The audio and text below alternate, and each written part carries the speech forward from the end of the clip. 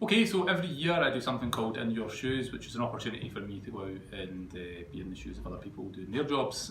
But one of the things that's been fed back to me recently is people are quite keen to see what an average week is like for me as the MP for Glasgow East. So as we head into what will probably be one of the most significant parliamentary weeks in the history of the House of Commons and British politics, then this is a week in my shoes. So it's just gone around about 8 o'clock on Monday morning, and this is the beginning of my working week, so hope you enjoy it. Okay, so I just had a great meeting with Fibro Friends United Scotland in advance of tomorrow's parliamentary debate on fibromyalgia.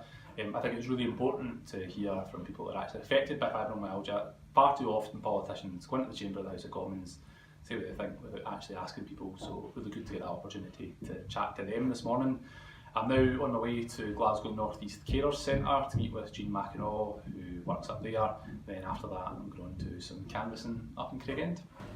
Okay, I've just finished a meeting with a fibromyalgia campaign group in Paisley. Before that I was out canvassing in Craigend, and I'm now here at Glasgow Airport where I'm going to catch the 4 o'clock flight down to London City for the next few days to be in Westminster.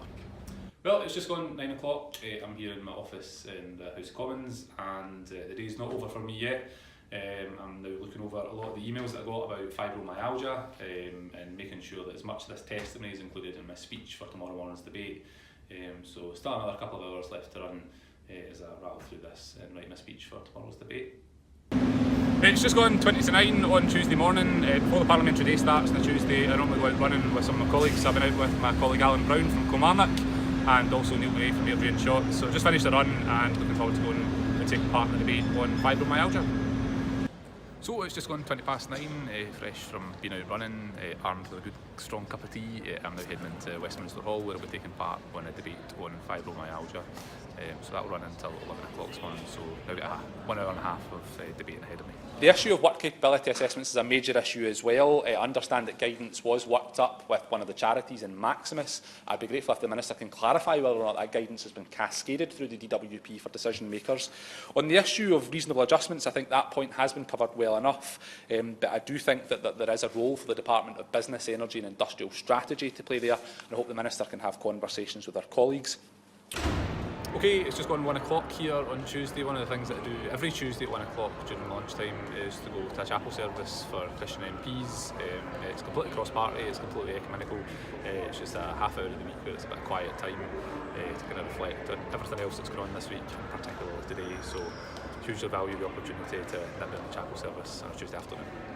So it's just gone 10 to 2 here on Tuesday at Westminster, and one of the things that I'm doing today is to sign the book for the Holocaust Memorial Day events that are taking place over the month of January. It's a really moving moment just to remember the Holocaust and to recommit ourselves to doing everything we can to rid society of anti-Semitism and intolerance. It's a real privilege to sign that book on behalf of my constituents today. So it's 10 past 2 now on Tuesday. I'm in here in my office that I share with Marion Fellows in the Upper Whip's office in the Palace of Westminster. I'll be spending the rest of the day here because we'll get votes. But one of the things that I'm doing now is going through my committee papers for the committee on the Select Committee on Procedure. They'll be meeting tomorrow, so I've got a pile of papers to go through, think about what some of the questions that I might want to ask. So I'll be spending some time this afternoon doing that. Just come out of an excellent drop-in session with Gamble Aware here in House of Commons. Normally around about this time of the day, which is back at 4, we have quite a lot of drop-in events from charities and stakeholders. So a really good session this afternoon, just talking about some of the challenges with gambling in our communities, and probably none more so than we see in East End. So great to hear some of what they've got to tell us today, and I'm away now with some of the action points, writing to government ministers to take what they've told me in here and make that clear to the UK government. Well, it's almost 5:30 on Tuesday night. I'm on my way downstairs now to a Whips meeting with Patrick Diddy, the Chief Whip for the SNP group, Marion Fellows, my fellow Whip, and some of the Whip's office staff here. We are just an hour or so away from votes, crucial votes in the House of Commons. So now's the time that we congregate as Whips to go through exactly what votes will be taking place so that we can instruct our members how to vote. And we're absolutely united as an SNP group that will be voting down Theresa May's botched Brexit deal. The ayes to the right, 202. The noes to the left, 432.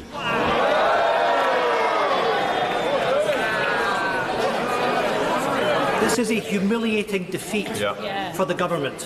When I listen to the Prime Minister, it sounds like everybody else is at fault rather than her. She has to accept responsibility for what has happened this evening. Just gone 8:15 on Tuesday night in the House of Commons, and we have all voted down the Prime Minister's botched Brexit deal. I'm now in here at an SNP group meeting where we're planning the way ahead, and we will vote no confidence in Her Majesty's Government tomorrow.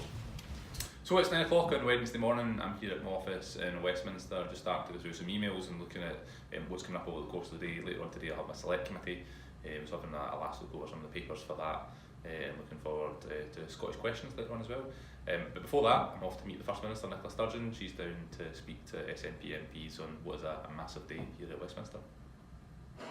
First of all, there has to be an agreement to extend Article 50. The idea that the House of Commons, the government, can spend 2.5 years failing to come up with a workable, deliverable plan and then suddenly magically do that in a few weeks is fanciful. So that has to be the starting point. And then it strikes me that she has to wipe away the red lines, because she's done the most she can within those red lines, and last night she still felt as if she was saying nothing much had changed and she would just plough on as normal, and that is not acceptable.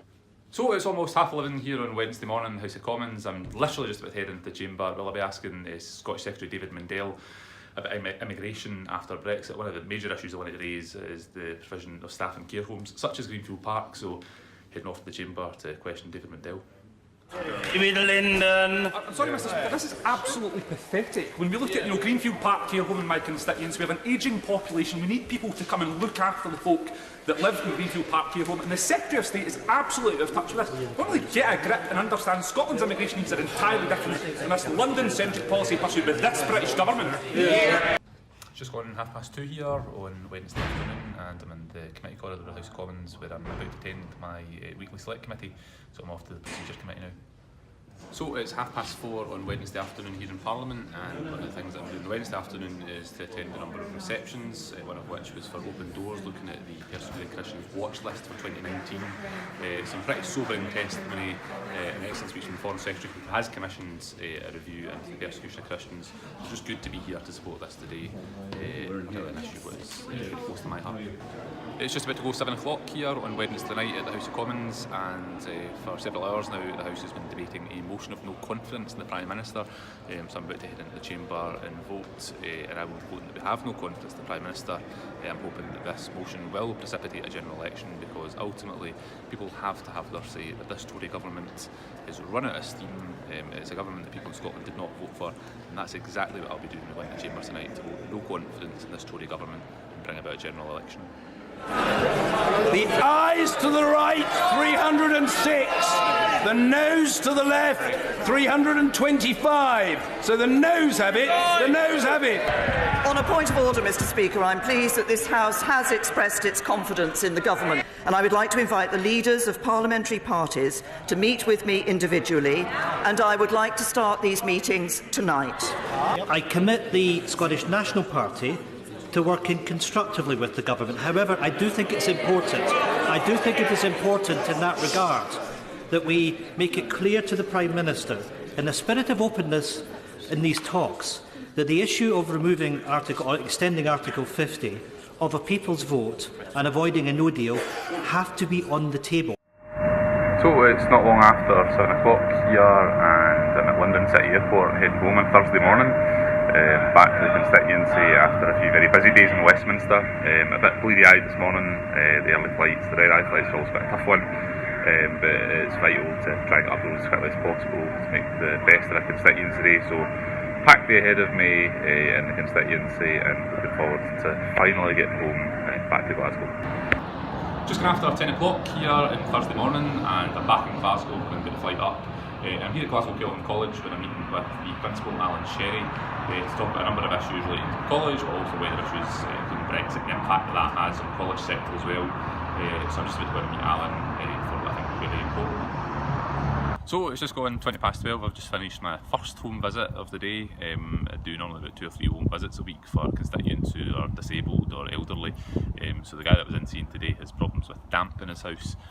So I've just finished meeting with him at his home to see some of the issues with mould in the walls, and I'm heading back to the office now to write a letter off to his local housing association to see what we can do to try and get the issue resolved.